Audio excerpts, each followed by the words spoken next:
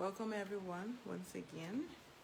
I'm Margaret, a virtual event host and the founder of Systems Aggregation for Business Success. So today we'll be having our special guest and we'll be diving more into leadership, and the theme for today is building generational leaders.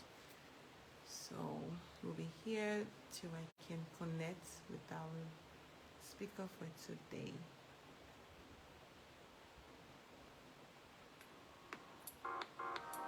Oopsie.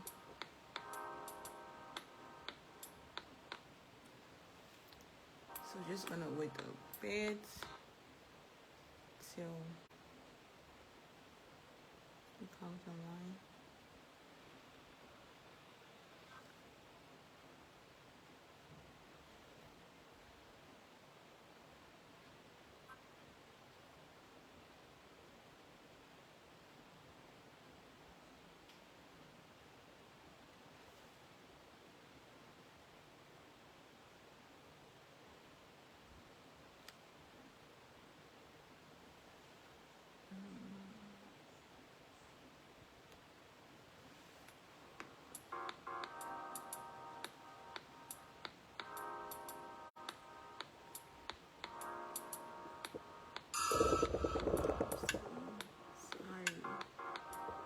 Sorry about that. So I have to switch to my camera.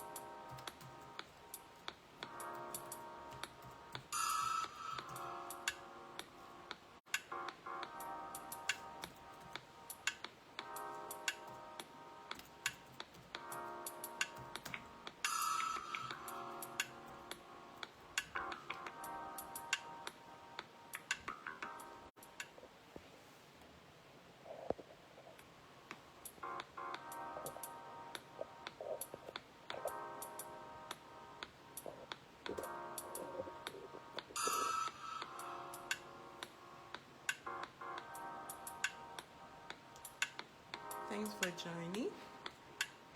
So we're still waiting for the guests to join us, then we can get started.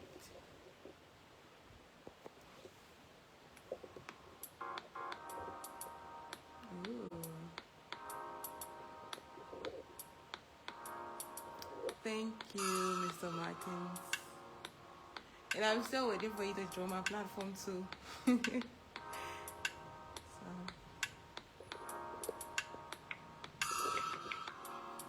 gonna.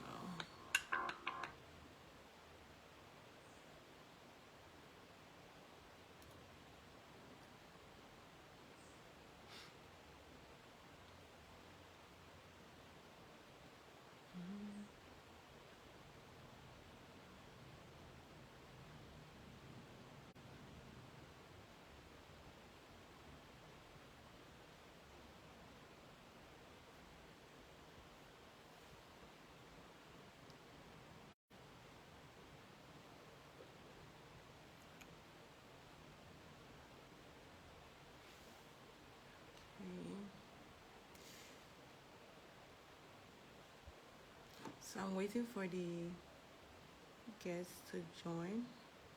I'm trying to see if I can get some soundtrack to play while we're still waiting.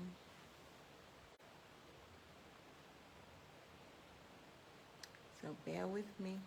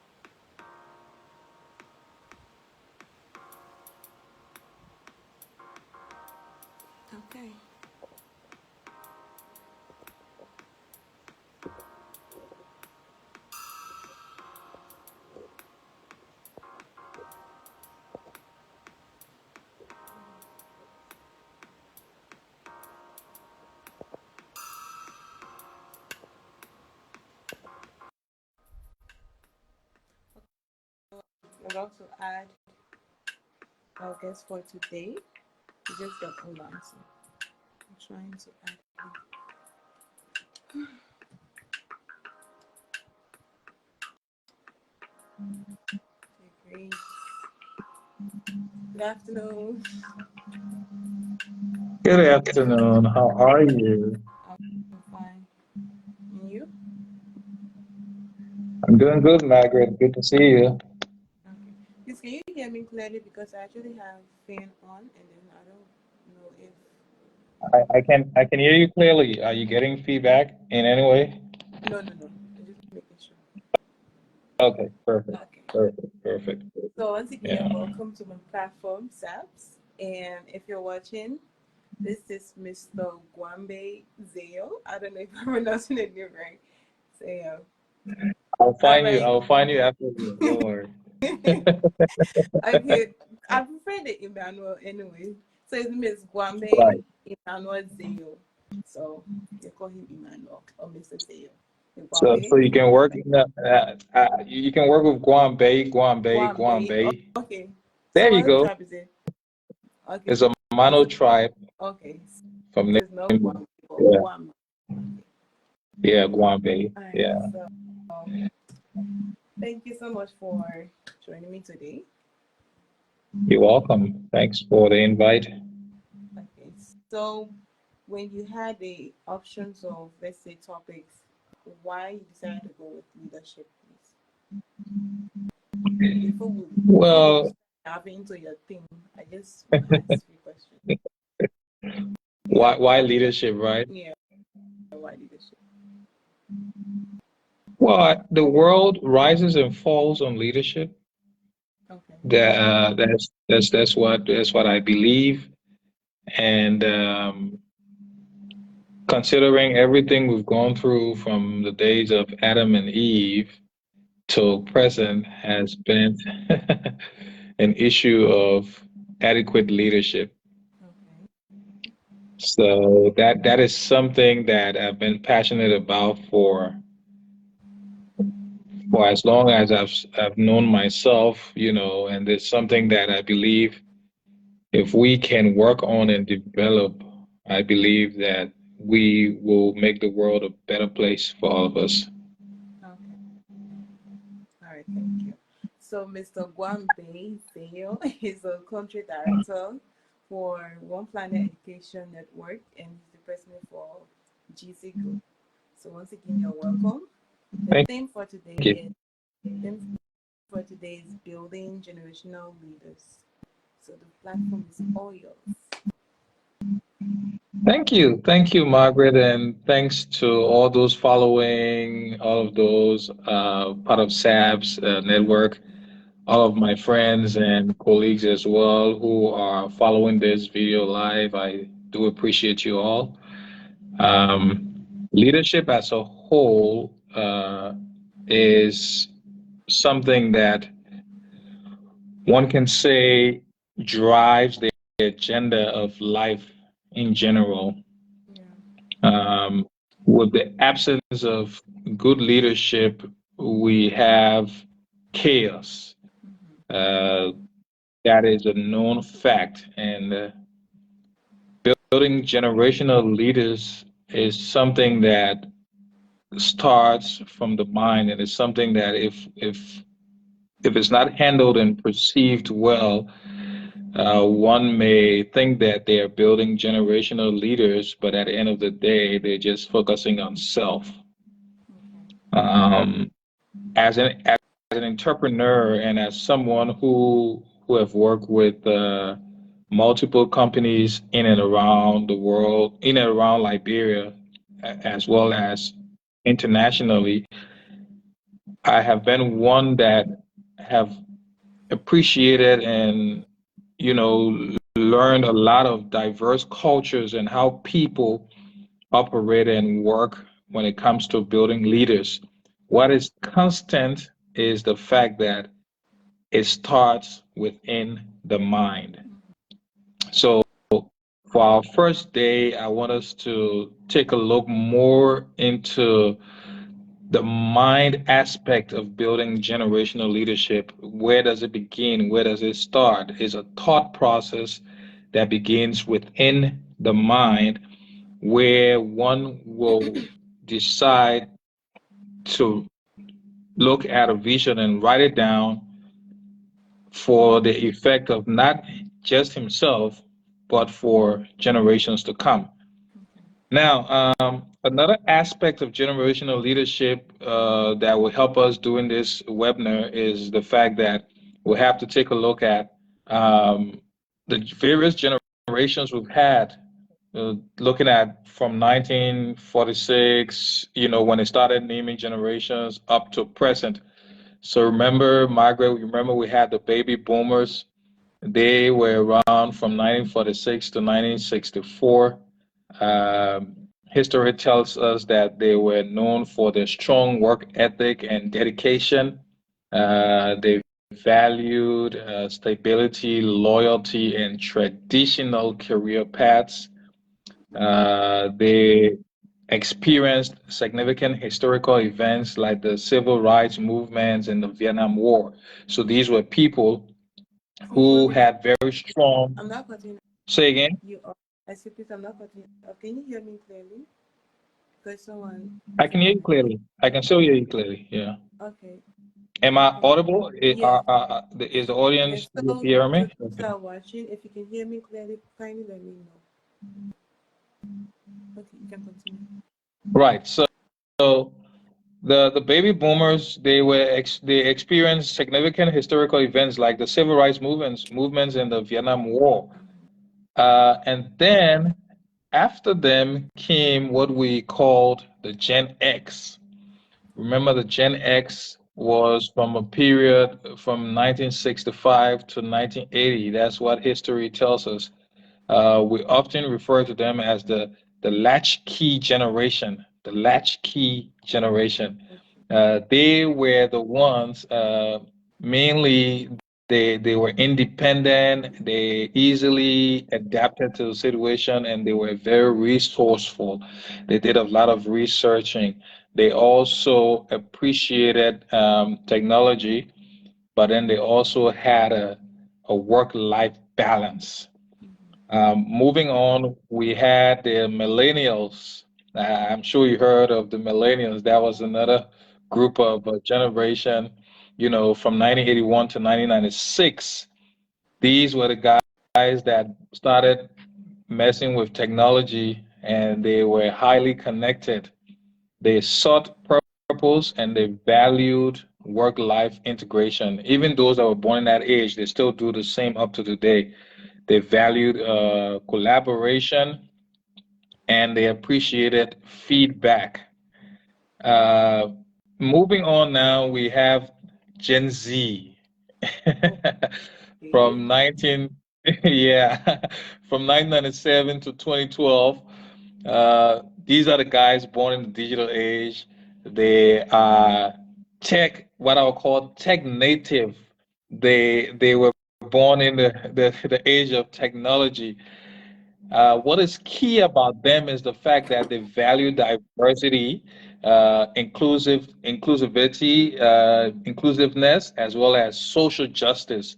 They're very big on that.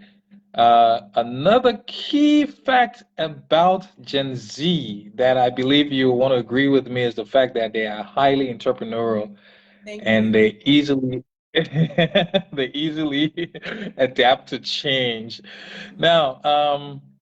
Now, you look at these and then you think, what has been the driving force of these various generations? Leaders, of course, the decision makers, those who made the decisions, they were the ones driving how the world will work and operate in this period. And what is interesting is, like I said initially, it starts within the mind. So an entrepreneur, that I believe there are two types of entrepreneur. There's one who's into it for the long haul, and there's one who's into it for the immediate gain and just want to be able to benefit him or herself. and expand, wherever way possible. Now, but building generational leadership, we want to focus more on those who are key on building leaders for the future. Now, let's take a look at traditional uh, business family in the U.S. setting, right? I know we're in Africa, but I want to take us to the West, and let's look at how they set up their industries, right? So a father will start a business, and what he will do is incorporate his children into that business so that they're able to expand on that business and improve it and carry it on even in his absence. Now, that's the foundational aspect of it. But before he gets to building that foundation, it strikes in his head first. What are the problems available? What do I need to do to solve these problems? How can I bring these solutions into valuable and sustainable gains so that after I have left the face of this earth, it is still continuing? Yeah. Now, I watched a series called The Men Who Built America. You should take a look at that series as well. It's a very incredible series. Some of the guys talked about in the series. You have John D. Rockefeller, you have Andrew Carnegie, you have was the guy from the bank? I'll find his name now. But these were you had Cornelius Vanderbilt. These were people who saw a niche in the market. So Carnegie basically looked at the real. He looked at he and Vanderbilt. They look at transportation. They were looking at manufacturing steel, to ease the movement of people for business purposes. Now, the other guy was looking at the oil industry, John D. Rockefeller. He was looking at the oil industry. How can I supply oil to the rest of America from where I am? Because people are struggling in those areas. So there is always a problem, as an entrepreneur, you will know this, there's always a problem that requires a solution, and the entrepreneur is always thinking of solving that problem. Yeah. Now, in solving that problem, are you thinking of the fact that when you have left, you should have developed people up to that place where you are adequately able to sit back and watch them drive what you have started for the long haul? So mind process, the mind process. I don't want to be political here. I don't want to be anyway. But let's go back to our own setup in Africa. Let's look at our infrastructures. Let's take, for instance, my own country where I come from. Before I talk about others, let's talk about my own home. In no way denigrating Liberia, but look at our city, look at our country, look at how the country infrastructure was built. Look at where we are since 1847. Okay? You look at Monrovia, Margaret, you know that you and I, we can walk around Monrovia in less than 2 3 hours. True of all. Yeah, we can literally just go around Monrovia strolling in about 2 to 3 hours, and that's the capital city of Liberia. That is the capital city of Liberia.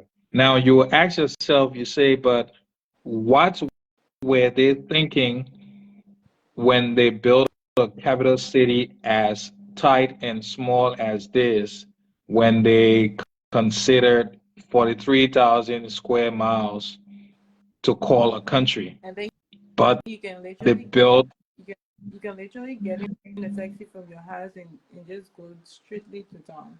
Like right, no right, extra right, yeah, without that's hurdles. a So yeah, so looking at that, and then you ask yourself, you say, but were they thinking that there were going to be people after them? mm, Were they thinking on the expansion of families? Were they thinking on people, the population increasing? So size matters in building generational leadership. Remember, you do not know how many children your children will have. mm-hmm, You might say, I'm building an industry that only two or three persons can manage because I only have three children. mm-hmm, So, yes, they will manage this and it's okay for them. When I'm gone, they can work with this one. But are you thinking in the line that my children are going to have children? And say, for instance, you know Lemuel. Lemuel is my son. So Lemuel gets married in the future, and then he decides to have, say, 6 to 7 children, 10 if possible. Will Lemuel be able to accommodate these children with what I left with him? Will he be able to accommodate this? Will he be able to build on it with what I left with him? So I as the one building generational leadership should also consider the future, should consider possible expansion, should consider being diverse and going into other spaces. yeah, So you know GZ Group, you know GZ Group, you know you did us our first t-shirts. yeah, Remember that? yeah, sure. Yeah. So we hired your services to do our first branded t-shirts. And if on the back of the t-shirts you saw the services we supply, right? That is just the ones we currently have registered. Now, we're talking oil and gas, we're talking transportation, we're talking agriculture, we're talking branding, we're talking real estates. Now, you ask yourself, but why do you want to venture in all these areas? Mm, I don't know what Lemuel wants to do when he goes to college. Lemuel doesn't know what his unborn children would like to do when they go into college. Can I build an industry that will accommodate all of their skills and expertise that I don't really have to go out there looking for people to come and work? So when Liberia was built, I think that people were only thinking about them and their family. You know, again, I don't want to be political, but this is the Coopers area, this is the Browns, yes, the mm-hmm, Johnson area, yes, the Thompsons area, yes, the Clarks area, yes, the Brewer area. We have Brewerville, and then you have all these other areas. So they came with that mindset of should I right now I can boldly say it was more of a mediocre mindset, like this is what we have, this is what we can do, so let's keep it at this. mm-hmm. But again, it starts in the mind. Yeah, So sure. as leaders, we need to know the importance of long-term and strategic planning. We need to look at how can we strategize and plan adequately for the future, but then it also comes with that pressure of immediate results. Every entrepreneur Yeah, want to look at the immediate gain and how can we start to benefit and reap the work I of guess our hands. profit right now. Say again. I just start getting profit right now. Like, Yeah, how can I yeah, start getting profit right now? So it comes with that. But then in your vision, when you write it, also consider the future. So in your planning, Are there opportunities for growth? That's one of the reasons why I love to write down my text, and this should be a point for everybody. Write down your thoughts. Write down your thoughts. Write down your vision. Write down your plan. Don't just have it in your mind. Remember, imagination is one of the best things we have that God has Yeah, given it's us true. as humans. Yeah, we can imagine it and we can think it and but how do you bring that into the physical? Start to write it out. Start to pray about it. Start to plan on it. Strategize it. And this is the only way we can move and start to build generational leadership. So it takes leaders of great courage and vision who are intentional to look beyond 100 years. That's so And true. I'm using the word 100 years intentionally. 100 years intentionally. You gotta let me know my timing, right? I hope I don't go No, we above still have my time. time. We still have Good. time. But anyway, it's a 3 days thing, so we still have time Right. actually. Right. So one of the things that we have to do, generational leaders, is you ask yourself the question, how many generations can I impact? How Mm-hmm. many generations can my vision and the foundation I'm building impact? Mm-hmm. That's a key place to look at ourselves. I come from a family of four, and Yeah. for some reason, for some family of six, sorry, I got three siblings plus myself, so we're four. So, um, for some reason, the family perceive me as someone who will drive the family agenda and bring the family to a point that is highly sustainable and what our old people call well-to-do, Yeah. right? I see that as a blessing. Even though I'm not the older brother, I got a big brother who is doing very well as well. But Mm-hmm. as the second in the family, I see that as a blessing. So whenever I do my planning, I consider my children, I consider my siblings, I consider their children. How can we incorporate all of them into this traditional family business? So I want to build a business that is a traditional family business where everyone working there have a sense of belonging Mm-hmm. and they can prioritize it and push it. So building that sense of belonging in your children when you set up your business is key. Yeah. I'll go back to my own family, right? So my dad, highly entrepreneur, uh, he managed to get a lot, for his children and his own children. He was able to build businesses and stuff. But one thing my dad would always say, I remember very well whilst we were growing up, is whatever you have, whatever you see me with, whatever you see that I have is not yours. Mm-hmm. You should go out and find what is yours. Mm-hmm. Now, I appreciate that a lot because it taught me to be independent and fight for what I want in life. But Mm-hmm.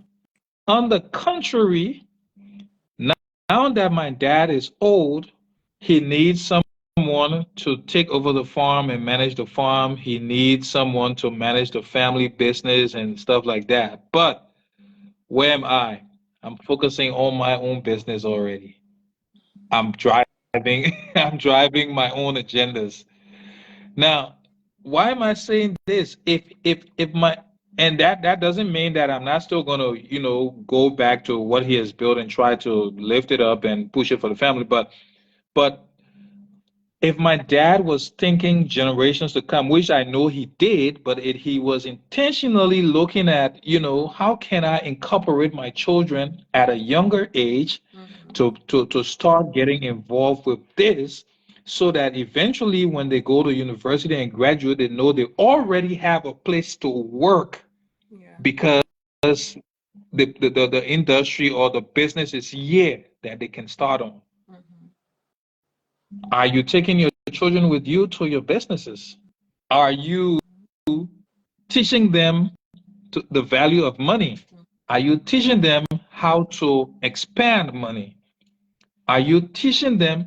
So my son Lemuel, 13 years old, right now, the little transportation business that is happening, they make reports to him.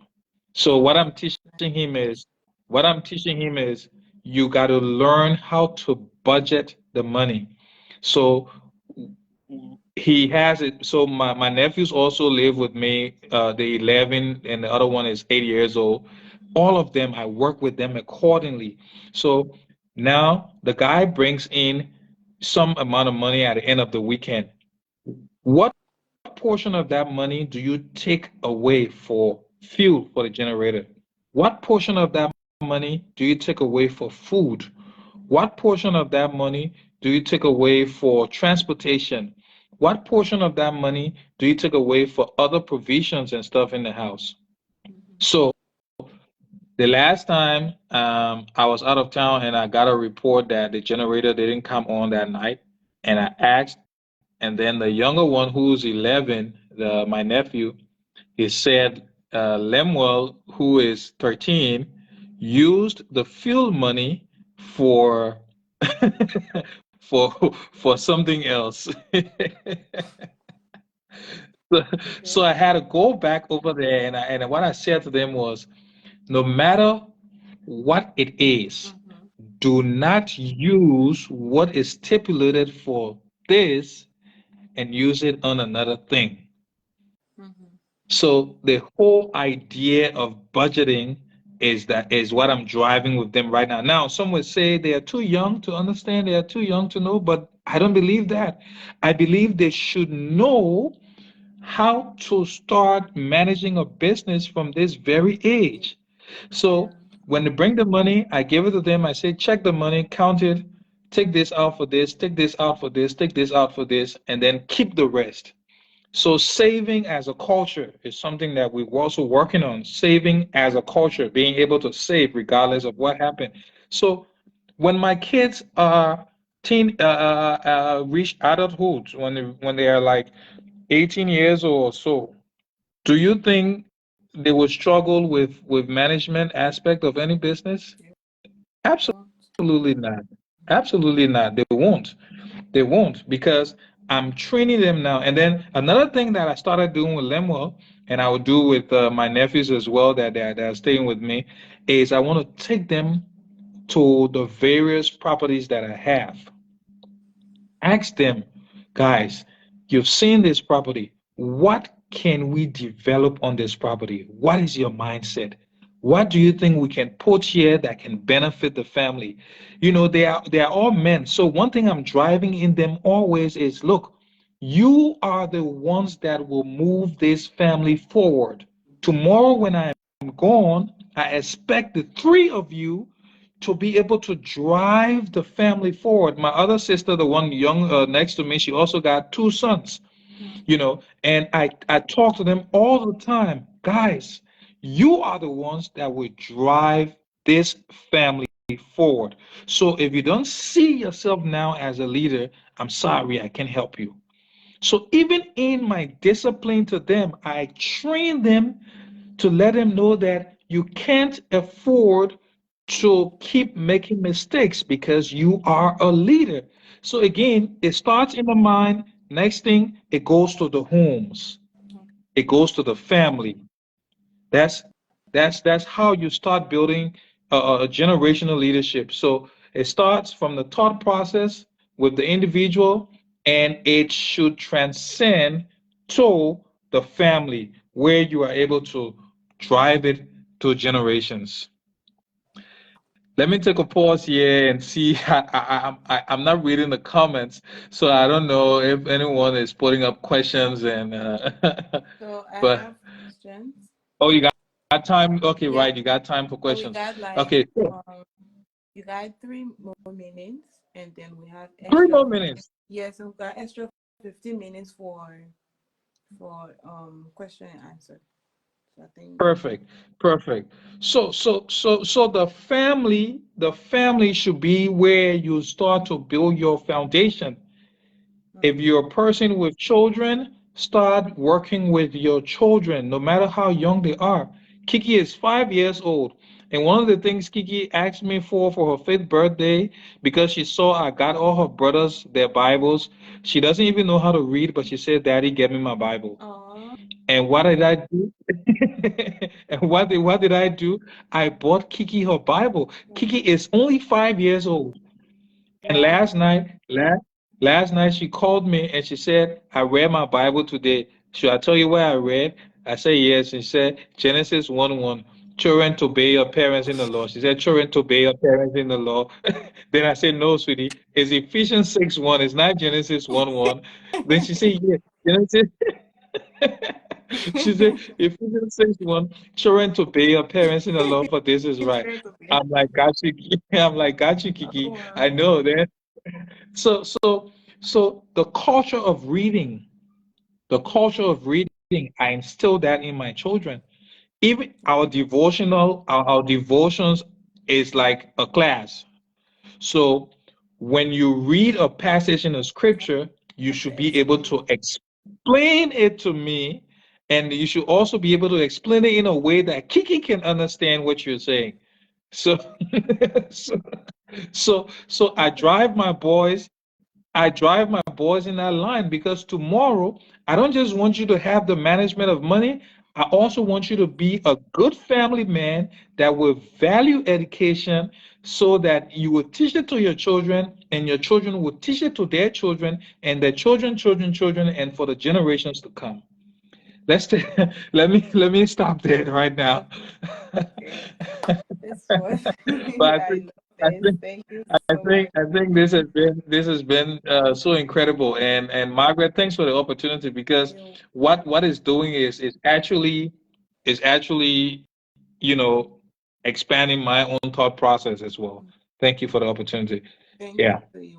You're welcome. So I have 3 questions. right. I saw your theme. So the first question is, and if any other person have question, you can just leave it in the comment section. Maybe we can just take one or two. I Mhm. will stay here. So the first question, and also sorry, and also will be live tomorrow and the day after because 3 days, right? Right, right. So the first question for today is, what are the key attributes that define a generational leader? You can just name maybe 2 or 3 Yeah. So attributes. so so so so key attributes, right? So I'll take my dad for one, right? My dad taught us one thing that I value up to this day. He taught us integrity. Okay. So a generational leader should have integrity. He should be someone that his yes is a yes and his no is a no. Mm-hmm. So consistency in whatever he does is key. Okay. Consistency in what he does is key. Intentionality is also important. You should have an intention of doing it. And one of the key attribute of a generation of a person building generational leaders is the fact that he looks toward the future and he doesn't look at the now. So he's thinking future. He's thinking future. He's instilling discipline. He has discipline. I mean, there are just a lot, but these are just a Yes. few I can name. Yeah. Okay. Thank you. Then the next question is, how can how can organization foster the development of generational leaders within their rank? How can they be able to foster development of generational leader? I think we should save this question for tomorrow because tomorrow I'll be looking at What that more of the question, organization. like every day has its own questions, Okay, but every day have its own yeah. question. Okay, so organizations should firstly develop a culture of belonging. Develop a culture of belonging. So I remember when I was in South Africa, I lived in South Africa for 6 years. Okay. My best jobs, I had several jobs in South Africa, but the best jobs I had was with a group called Triple H Group. It was a Dell Computer Premier partner, uh, and they were the ones responsible to sell Dell products in South Africa. Okay. Um, what my bosses did, they instilled in me that culture of belonging. They made me to believe that Triple H was my own. And what did And not that do? just What? you're not just a ordinary worker or something. Yes, not just an employee. And Mm-hmm. incredibly so, I was the three owners of the company, I was their first employer. I was the first employee, sorry. Okay. So when it was time to bring in another person to work, what did these guys do? They said I should conduct the interview. Wow. I was blown away and I just could not believe it. I'm like, are you serious? They said, man, this is your company. Do the interview. Go ahead and do the interview. If she's good, take her. If she's not, we bring in the next person. And even the lady we chose, the lady that I selected, they agreed with my decision. And what that helped me to do is also encourage the lady to take ownership of that business. Mm-hmm. So when I would go to sleep, I would dream Triple H. When I would wake up in the morning, I would want to go to work. Mm-hmm. They had that thing that Emmanuel, even if you don't have time to come, you can still work from home. Just keep your laptops open, keep your phone on, and then, just let us know that you can come in today. You don't have to come every time, but just be active online, respond to customers, take your calls and stuff like that. And I mean, they made it feel like I was a partner in the business. Till this day, I'm still in touch with them. Wow. Every time every time I talk about going to South Africa, I call them and let them know, guys, I want to come. I will be coming soon. Why? Because they instilled in me that sense of belonging for the business. So, organizations, who are you employing? Are you just employing people to Mm-hmm. just come and get you profits? Or are you getting people who will take charge of your business and adequately push it forward, even in your absence, because they feel that they are part of the business? That's a good one. Okay. So Yeah. the last question is, what role does mentorship play in cultivating generational leaders? What role does, how do you call it, mentorship? A Have huge you got role, the a huge, question? huge, a very huge role. You and I know that one thing that is lacking in Liberia right now is the ideas of finding adequate mentors. Mm-hmm. That is missing in Liberia. I got few young men in Liberia who look up to me as a mentor. And one thing that I drive them for is the fact that, guys, being focused in life is key. Having a vision is important. But most of all, put God first in whatever you do. So having a mentor in your life is something that everyone, every one of us need. And mentorship plays a key and important role in driving generational leadership. Mm-hmm. Because how do I perceive the future? Is there someone that I can look at who have done it before, and I can take lessons from them, and they can guide me in my process in building my business to think future? Is there someone who before me did it that I can look at and say, yes, I want to take lessons from this person? Is there someone when I'm feeling and having challenges I can go to and talk to and without fear that my failures will be put outside and used as examples other places? Is there someone that I can share my secrets with? You know, I got one uncle. I got one uncle. I love him dearly. Uncle Paul.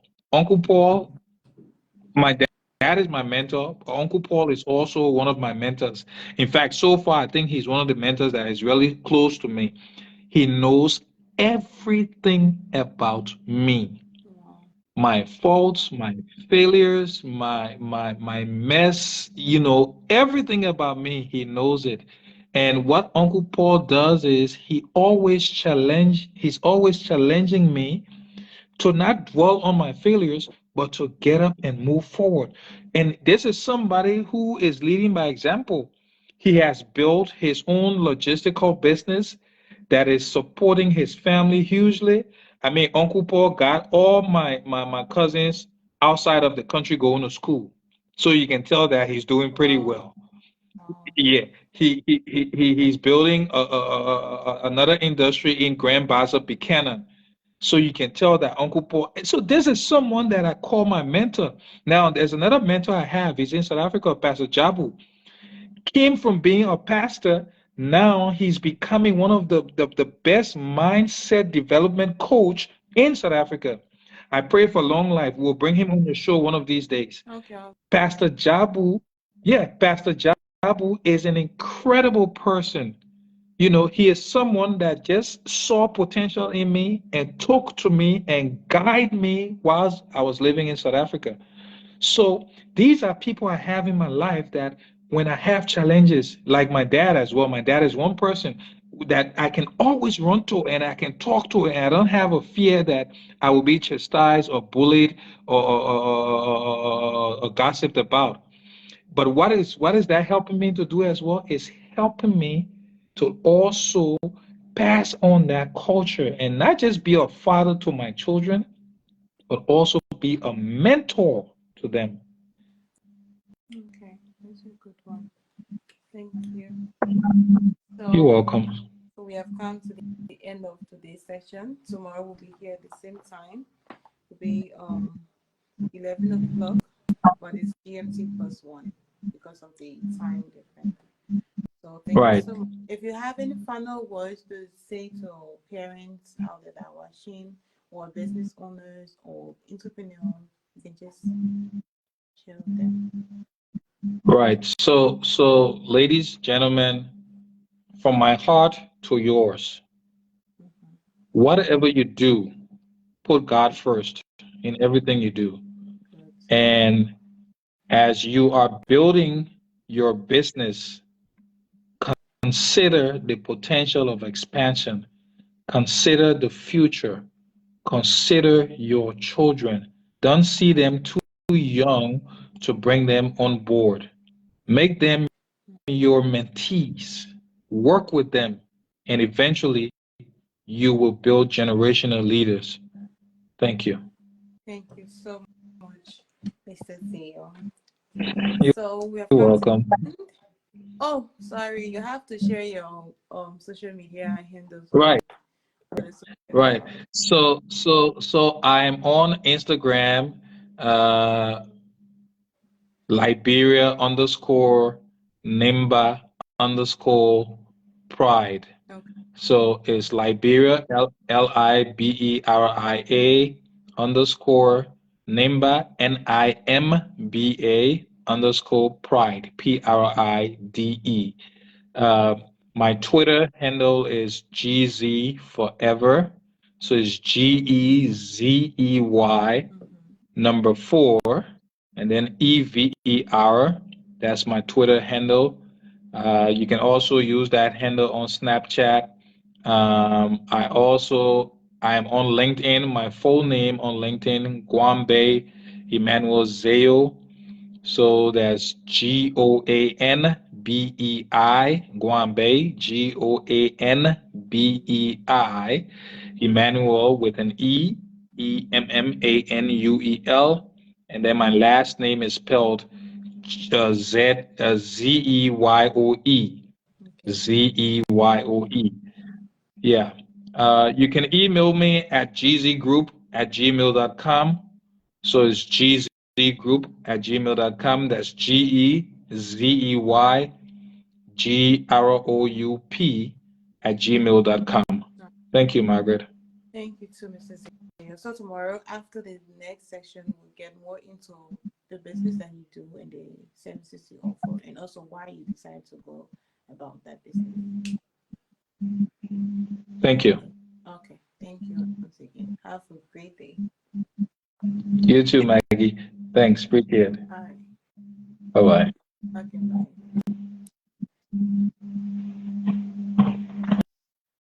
Okay. So thanks for joining today's session. Tomorrow we'll be here.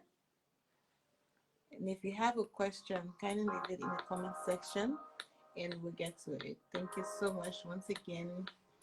I'm Margaret, the founder of Systems Aggregation for Business Success. If you love to be a special guest on my platform, I'll share the form link that you can fill in and then you select your topic and also come up with a special theme that you want to talk on. Thank you for watching and have a great day today.